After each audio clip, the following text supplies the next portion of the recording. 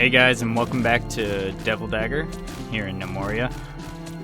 We have our merchant that arrived in the last episode, so if we click on him, see what he's got. I already took a look, and he has 40 copper ore. Unfortunately, we don't seem to have very much to offer him in exchange for the copper ore that he is carrying. Which is a bit of a letdown, to be honest, because I would really like to start moving towards getting our weaponsmith and our armorsmith set up. But what are you going to do? I can take some of these bones and trade them to see if we can actually build up some kind of worth out of it. Some of these random pieces of furniture. Unfortunately, it's not going to do very much to actually get him to give us any ore in exchange, because each piece of ore costs 20. So, unfortunately, it looks like we're going to have to just ignore this one. What we can do is we can set these bones to start being crafted. And we're just going to tell them to... Whoops. That should be any bone. We're just going to tell them to constantly make them. And just to make sure that we have somebody that can do that. And we don't have a bone carver, unfortunately. Well, that is a bit of a pickle we find ourselves in. I guess for the time being, let's see what Jyrum's skills are. He's got a 13 in bone carving, which isn't too bad. For right now, we will have Jyrum's be a crafts gnome. That way we can actually start getting some value from our stock of goods, and he can create statuettes out of the bones of our enemies, basically. And right now it looks like it's just yaks and monitor lizards. But if that bear ever comes back, rest assured, there will be vengeance. For our lost brother, Dumbledano. It still upsets me that we lost a gnome so early on in the season. We didn't even make it a full year before we had a loss, but usually the early game is a lot more brutal than the late game is in this game.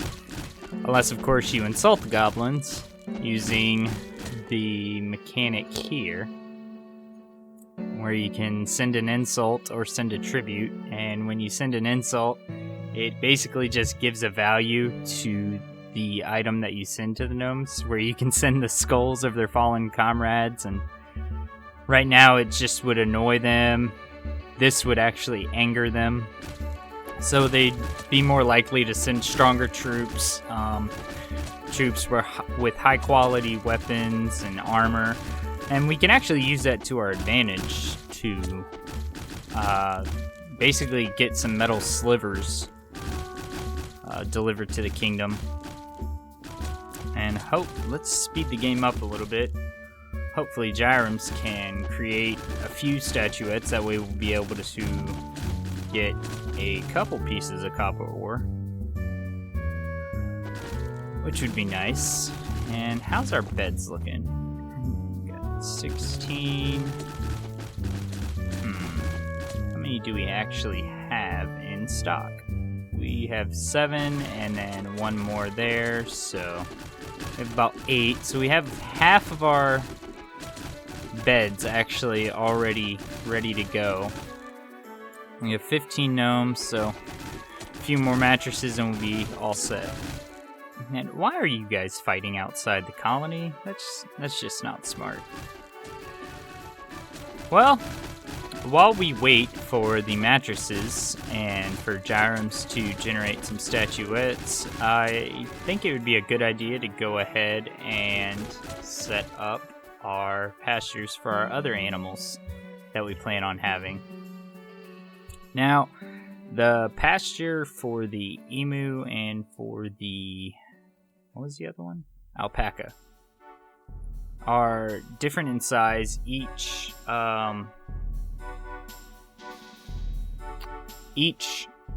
alpaca requires 8 tiles for one alpaca, and each emu requires 9. So we have to take that into consideration when setting up these pastures. I think a good area. Like I said, I don't really care to have too many. It would be, of course, the more you have, the more goods you can trade. You can trade the extra wool from the alpacas or the extra eggs from the emus. So that would be pretty nice. Let's go ahead and set the alpacas to be there at 67. So 64 would be 8. So let's go ahead and add another line, and that'll give us 81. So if we took away 1 square, it would actually give us quite a good number. We need 7 more for 11.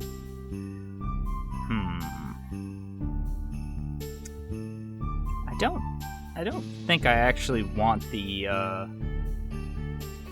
alpacas to be in this back corner, because like I said, I would like to have a kind of a stable almost for all the animals to go into. Whether or not I set the pastures up to where they actually move in there, I haven't decided yet, but it's really just an aesthetic thing for me. An option really for our animals. We're gonna go ahead and clear this entire area just because we know that we're going to be using it at some point. Because I believe that I'm gonna have the alpacas here and have the emus over here. Have the groves go up and over through this area here, and have all of our farms in this square kind of area right here. I think that'll give us a decent supply of food and wood, as well as animal byproducts like milk, wool, and eggs. Unfortunately, in order to get the alpaca or the emu, you have to buy them from a trader. And as you can see, they're not cheap, especially in the early game when everything's pretty hard to come by. Let's see. Let's go ahead and trade back those monitor lizard bones. We got some statuettes here. Not great on value, but it does add something to the trade. Like I said, it's not really that important. It's really just a extra thing you can add. As you can see, we don't have very much of anything in terms of worth to trade right now, and it's mainly because it's winter time, so we don't have food, we don't have anything growing.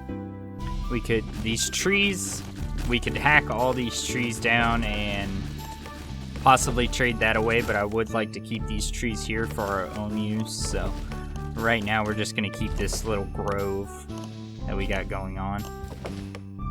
And it looks like our gnomes are just about done clearing the area for us, so go ahead and set up the next pasture.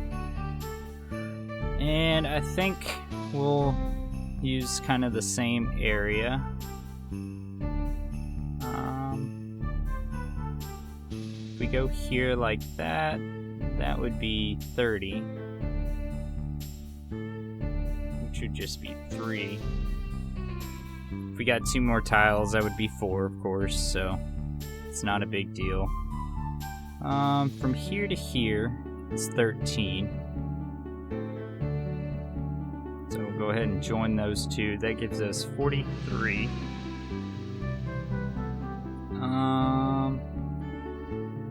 Bring this down. And that's 69. So with 3 more tiles, we could possibly have, 9? So unfortunately, this kind of messes everything up. you know what, just to keep my sanity in terms of setting up these wood fences, I think we're just going to stick with 8 alpacas for the time being. It really doesn't make a big difference to have the extra wool or alpacas just kicking about. So we will go ahead and set that up. I'm not going to give it too much attention for the time being, just for the simple fact that it is going to take a little while. Mainly because right now we don't have that much wood. So, and bring those over here. We'll have another gatehouse, which is 3 tiles. So right there. And that should be good. Y'all want to go ahead and get that going. Go ahead and start work on the secondary pasture for our emus.